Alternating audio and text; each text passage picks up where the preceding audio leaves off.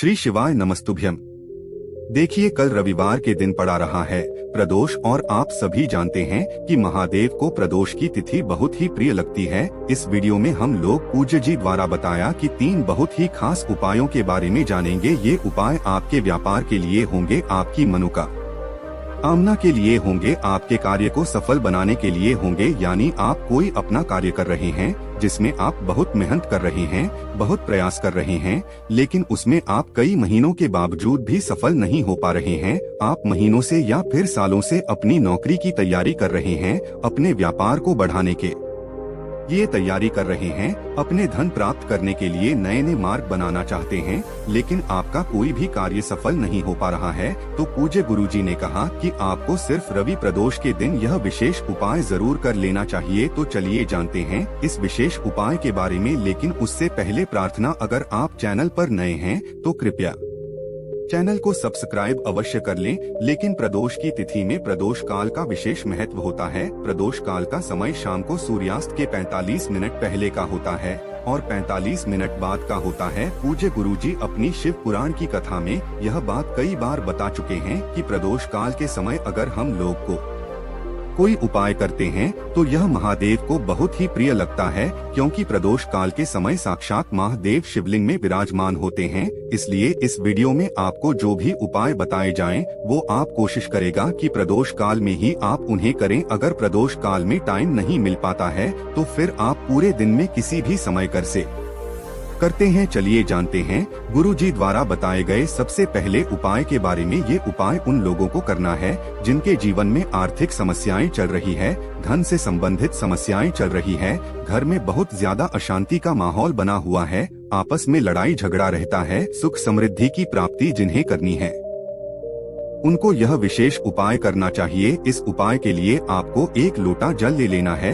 तांबे के पात्र में अपने किचन से 1 लोटा जल भर लीजिए। फिर इसी के साथ आपको थोड़ा सा शहद ले लेना है। शहद आप आधे से भी आधा चम्मच ले सकते हैं। फिर सबसे आखिर में आपको 1 बेल पत्र ले लिए। दिखे, प्रदोष की तिथि में भी पत्र का विशेष महत्व होता है। इससे महादेव हमारी मनोकामना बहुत ही जल्द परिपूर्ण करते हैं। इसलिए अगर आपके पास बेलपत्र नहीं है तो शिवलिंग के ऊपर कोई बेलपत्र अगर चढ़ी हुई है तो उसको उठाकर जल से शुद्ध करके फिर आप उसका भी इस्तेमाल कर सकते हैं। बस आपको ध्यान रखना है कि यह बेलपत्र कहीं से भी कटी फटी नहीं होने चाहिए। और बेलपत्र की डंडी के आखिर में जो दूत होती है, यानी जो डंठल होता है, वो भी नहीं होना चाहिए। अब सिर्फ ये 3 सामग्री लेकर आपको पहुंच जाना है शिवालय। शिवालय पहुंचने के बाद आप एक काम करेगा कि अगर दक्षिण दिशा में कोई नहीं बैठा है तो फिर आप दक्षिण दिशा में बैठ जाएगा और उत्तर दिशा की तरफ नफीस कर लीजिएगा। लेकिन गुरुजी कहते हैं कि अगर शिवालय में भीड़ है तो फिर आप किसी भी दिशा में बैठकर शिवलिंग की पूजा प्रार्थना कर सकते हैं। देखिए, सबसे पहले आप जो बेल पत्र लेकर आए हैं उस बेल पत्र में आपको नीचे से ऊपर की ओर 7 बिंदी रख दे दी है। इस शहद से आपको बेल पत्र में नीचे से ऊपर की ओर बेल पत्र की चिकनी साइड होती है, उस तरफ नीचे से ऊपर की ओर 7 बिंदी रख देनी है। आप अपनी अनामिका उंगली को शहद में ये और फिर इस बेल पत्र में चिकनी शायद नीचे से यानी डंडी के हिस्से से लेकर ऊपर की तरफ आपको 7 बिंदी रख देनी है। 1 बिंदी रखी और नमः शिवाय मंत्र का स्मरण कर लिए, दूसरी रखिए ओम नमः शिवाय मंत्र का स्मरण कर लिए। ऐसे ही आपको 7 बिंदी रखनी है और 7 बार ओम नमः शिवाय मंत्र का स्मरण करना है। बस आपको ध्यान रखना है कि ये बिंदी आप बेलपत्र की चिकनी साइड में की रखेंगे। इसके बाद इस बेलपत्र को आप अपनी हथेली में रखें। महादेव से प्रार्थना कर ये कि आपके जीवन में धन की समस्या चल रही है, जो आर्थिक समस्याएं चल रही हैं, जिनकी वजह से आपके घर में शांति का माहौल नहीं है, सुख समृद्धि आपको जो प्राप्त नहीं हो पा रही है, दरिद्रता दुर्भाग्य लगातार घर में बना हुआ है, तो इस समस्या को दूर करने के लिए धन धान्य को बढ़ाना के लिए आप महादेव से प्रार्थना करें। फिर यह 1 बेल पत्र आप शिवलिंग के ऊपर समर्पित कर पीछे जिस तरह आपने शहद लगाया है वो हिस्सा शिवलिंग में दर्ज करेगा और बेल पत्र की डंडी जला डायरी की तरफ रहेगी। फिर आप जो 1 लोटा जल लेकर आए हैं उसको धीरे धीरे इसी बेलपत्र के ऊपर समर्पित करते जाइए और लगातार सुरेश महादेव का स्मरण करते जाइए, क्योंकि रविवार के दिन प्रदोष की तिथि पड़ रही है, इसलिए आपको सुरेश्वर महादेव का स्मरण करना है। फिर इसके बाद आपको वापस अपने घर आ जाना है। पूज्य जी ने कहा कि रवि प्रदोष के दिन प्रदोष काल में जो भी व्यक्ति इस विशेष उपाय को कर लेता है, उसकी जीवन से सारी समस्या समाप्त हो जाती है, धन दौलत की प्राप्ति होती है, आर्थिक समस्याओं का अंत होता है तथा सुख समृद्धि की भी प्राप्ति होती है। तो दोस्तों, इस विशेष उपाय को आप इस रवि प्रदोष में जरूर करिएगा। अब जानते हैं गुरुजी द्वारा बताए गए दूसरे खास उपाय के बारे में। ये उपाय विशेषकर उन लोगों को करना है जिनका व्यापार आगे ही नहीं रहा, जिन लोगों ने अपनी दुकान डाली है, जिन लोगों ने अपनी फैक्ट्री डाली है, जिन लोगों ने भी अपना कोई भी नया कार्य शुरू किया है, या फिर पुराना कार्य है, पुराना बिजनेस हो, पुराना व्यापार हो या नया बिजनेस व्यापार हो और वह आगे बढ़ ही नहीं रहा है, लगातार उसमें घाटा हो रहा है, या फिर आप अपने जीवन में सफल पता नहीं प्राप्त कर पा रहे हैं, तो फिर आपको यह विशेष जरूर कर लेना चाहेंगे। इस उपाय के लिए आपको 3 बेल पत्र ले लेनी है।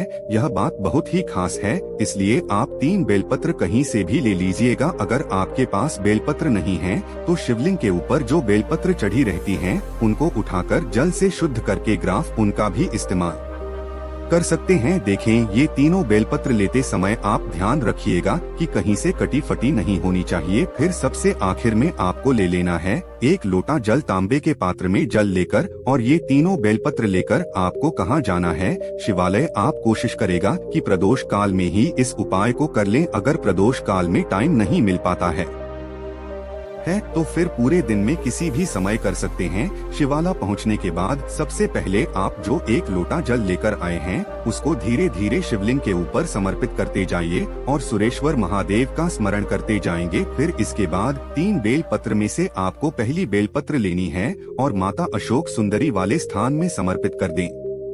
सामने आपको वीडियो में जैसे दिखाया जा रहा है, ठीक ऐसे ही आपको समर्पित करनी है। बेलपत्र की चिकनी शायद का हिस्सा नीचे की तरफ रहेगा और बेलपत्र की डंडी शिवलिंग की तरफ रहेगी। फिर इसके बाद आपको दूसरी बेलपत्र लेनी है और महादेव की 5 कन्याओं का स्मरण कर लेना है। आज कन्याएं कौन कौन सी है तो दें जाए या बेसहारा, शामली, बारी देव और 2 टली, यह महादेव की 5 कन्याएं हैं और इनके नाम का स्मरण करना है। और फिर दूसरी बेलपत्र आपको शिवलिंग के ऊपर समर्पित कर दे दी है। शिवलिंग के ऊपर जो बेलपत्र समर्पित करेंगे, उसके डंडी जला डायरी की तरफ रहेगी और आगे वाली पट्टी आपकी रहेगी। बेलपत्र की चिकनी शायद शिवलिंग में तेज करेगी। ये 2 बेलपत्र आपने समर्पित कर दी। इसके बाद आप जो तीसरी बेलपत्र लेकर आए हैं, उस बेलपत्र को जला दादी को, जो बिल्कुल आगे वाले स्थान होता जहां से जल्द बिल्कुल नीचे गिरता है। सामने आपको समझाने का प्रयास किया जा रहा है, जो स्थान जहां से जल बिल्कुल नीचे गिरता है,